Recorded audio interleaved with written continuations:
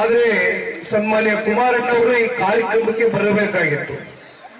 ನಿನ್ನೆ ದಿನ ಹಾಸನ್ನು ಮತ್ತೆ ಸಕಲೇಶ್ಪುರದಲ್ಲಿ ಅವ್ರಿಗೆ ಸ್ವಲ್ಪ ಆರೋಗ್ಯದಲ್ಲಿ ಅಂದ್ರೆ ಮತ್ತಾರು ಹೆದರೋದು ಬೇಡ. ಆ ಭಗವಂತ ಇದ್ದಾನೆ, ನಿಮ್ಮೆಲ್ಲರ ಆಶೀರ್ವಾದ ಇದೆ, ನಿಮ್ಮೆಲ್ಲರ ಒಂದು ಮನಸ್ಸಿನಲ್ಲಿ ಕುಮಾರಣ್ಣನಿಗೆ ಭಗವಂತ ಹೆಚ್ಚಿನ ಆಯಸ್ಸು ಆರೋಗ್ಯ ಕೊಡ್ಲಿ ಅಂತಕ್ಕಂಥದ್ದು ತಾವೆಲ್ಲರೂ ವಿಶೇಷವಾಗಿ ನಮ್ಮ ತಾಯಂದ್ರುಗಳು ಪ್ರಾರ್ಥನೆ ಮಾಡ್ತೀರಿ.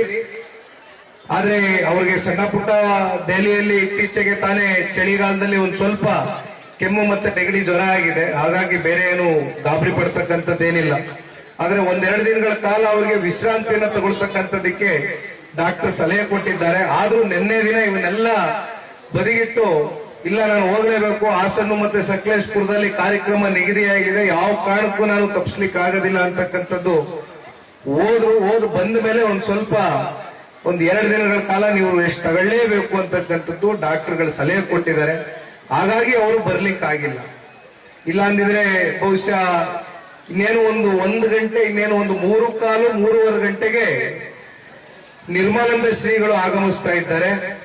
ಅಷ್ಟೇ ಅಲ್ಲ, ನಮ್ಮ ಪಕ್ಷದ ಮಾಜಿ ಸಚಿವರು ಸನ್ಮಾನ್ಯ ಕುಮಾರಣ್ಣ ಅವರ ಆಪ್ತರಾಗಿರ್ತಕ್ಕಂಥ ಸಾರಾ ಮಹೇಶಣ್ಣವರು ಕೂಡ ನಿರ್ಮಲಾನಂದ ಶ್ರೀಗಳ ಜೊತೆ ಬರ್ತಾ ಇದ್ದಾರೆ. ನನಗೆ ಈ ತಾನೇ ದೂರವಾಣಿ ಮೂಲಕ ಕರೆಯನ್ನ ಮಾಡಿ ತಿಳಿಸಿದ್ರು, ಇನ್ನು 1 ಗಂಟೆನಲ್ಲಿ ಬರ್ತೇವೆ, ದಯಮಾಡಿ ಅಲ್ಲಿರ್ತಕ್ಕಂಥ ಎಲ್ಲ ನಮ್ಮ ಭಕ್ತಾದಿಗಳಿಗೆ, ತಾಯಂದ್ರಿಗೆ, ಯುವಕರಿಗೆ, ಹಿರಿಯಕರಿಗೆ ಒಂದು ಮಾತನ್ನ ಹೇಳಿ ಅಂತಕ್ಕಂಥದ್ದು. ಬಹುಶಃ ಈಗ ನಾನು ನಿಶ್ಚಲಾನಂದ ಶ್ರೀಗಳ ಜೊತೆ ಕೂತಾಗ ಇಲ್ಲಿ ಒಬ್ರು ಹೆಣ್ಮಗಳು ಒಂದು ಪುಸ್ತಕವನ್ನ, ಅಕ್ಕವರು ಒಂದು ಪುಸ್ತಕವನ್ನ ತೋರಿಸಿದ್ರು. 20-23 ವರ್ಷದ ಹಿಂದೆ ಏನೊಂದು ಸಣ್ಣ ಗುಡಿ ಆದಂತ ಈ ಒಂದು ಭೈರವೇಶ್ವರನ ಒಂದು ದೇವಾಲಯ, ಒಂದು ಬಹಳ ಐತಿಹಾಸಿಕವಾದಂತ ಒಂದು ಸ್ಥಳ, ಅತ್ಯಂತ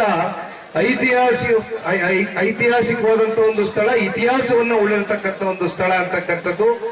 ಇದಕ್ಕೆ ಬಹುಶಃ 2011ರಲ್ಲಿ ಶ್ರೀಗಳು ತಹಸೀಲ್ದಾರ್ ಆಗಿ ಬಹುಶಃ ಅವತ್ತು ತಾವೇನು ಒಂದು ಶಂಕುಸ್ಥಾಪನೆಯನ್ನ ಮಾಡಿದ್ರು, ಅದನ್ನ ಅವರು ಕೂಡ ನೆನೆಸ್ಕೊಳ್ತಾ ಇದ್ರು. ನಾನು ಈಗ ತಾನೇ ಆ ಫೋಟೋದಲ್ಲಿ ಕೂಡ ನಾನು ಅದನ್ನ ಗಮನಿಸಿದೆ. ಹಾಗಾಗಿ ಇವತ್ತು ಈ ಒಂದು ದೇವಾಲಯಕ್ಕೆ, ಈ ಗೋಪುರಕ್ಕೆ ಇವತ್ತು ಸಾಕಷ್ಟು ಜನ ಇವತ್ತು ಟ್ರಸ್ಟ್ ವತಿಯಿಂದ ಬಹುತೇಕ ಇವತ್ತು ಸಾರಾ ಮಹೇಶಣ್ಣ ಅವರು ಇರ್ಬೋದು, ಟೂರಿಸಂ ಮಿನಿಸ್ಟರ್ ಆದಂತ ಸಂದರ್ಭದಲ್ಲಿ ಹತ್ತತ್ರ 1.5 ಕೋಟಿ ರೂಪಾಯಿಯಷ್ಟು ಅನುದಾನವನ್ನ ಬಿಡುಗಡೆ ಮಾಡಿದಂತದ್ದಿರ್ಬೋದು. ಇತ್ತೀಚೆಗೆ ಅದನ್ನ ಮುಕ್ತಾಯ ಮಾಡತಕ್ಕಂಥದಕ್ಕೆ ಸನ್ಮಾನ್ಯ ಶ್ರೀ ಎಸ್ ಟಿ ಮಂಜಣ್ಣ ಅವರು ಕೂಡ ಸಾಕಷ್ಟು ಅನುದಾನವನ್ನ ಕೊಟ್ಟಿದ್ದೇನೆ ಅಂತಕ್ಕಂಥದ್ದನ್ನ ಈಗ ತಾನೇ ಸ್ಮರಿಸ್ಕೊಳ್ತಾ ಇದ್ದಾರೆ.